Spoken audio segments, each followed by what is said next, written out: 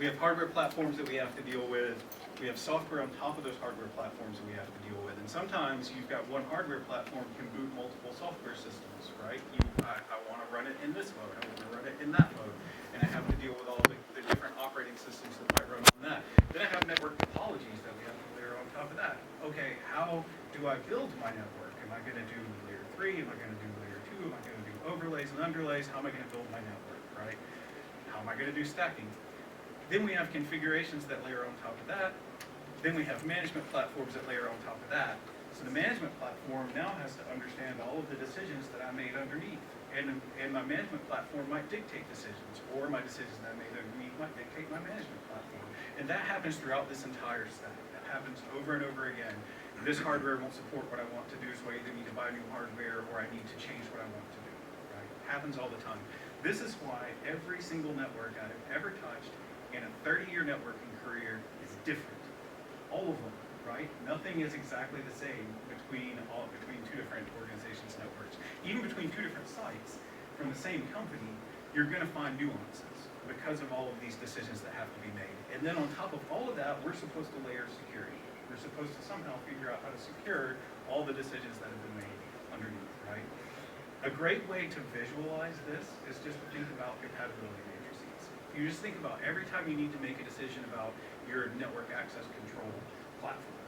What am I going to enforce in the network access control platform? Well, let me look in the compatibility matrix to see what hardware, software, configurations, blah, blah, blah, that Mac supports. And that's just for one platform. That happens for every single decision that we make across the enterprise, right?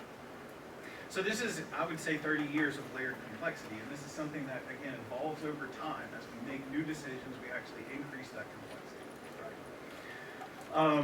The industry's been trying to fix this for a really long time. We've had multiple iterations of how do we simplify, how do we simplify, how do we simplify. The first one, probably more than 15 years ago, was software-defined networking. This concept of we're just going to software-define all of it and we'll let the platform figure it out, right? Completely failed for lots of reasons, and people are still trying to do it. But then you've got network overlays, the idea of intent-based networking, automation tools, and here we are in this world of AI ops. What's being sold as AI ops today is specifically an AI tool that's trying to figure out all of that complexity that I just showed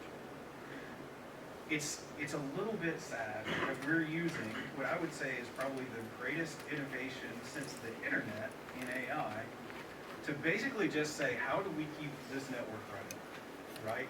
Not how do we make it better, although, maybe optimize it a little bit, but just how do we keep this whole complicated thing running, right? Back to compatibility matrices, all the AI releases that you're seeing these days, they have a compatibility matrix. Back to the same problem, right? Back to the same problem. So I would say this is all really to this point kind of failed.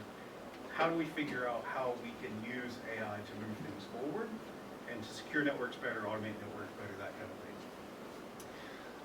So this is my opinion, and this is what I think you're going to see start to happen in networking in general. Is first of all, we have to get rid of some of this complexity.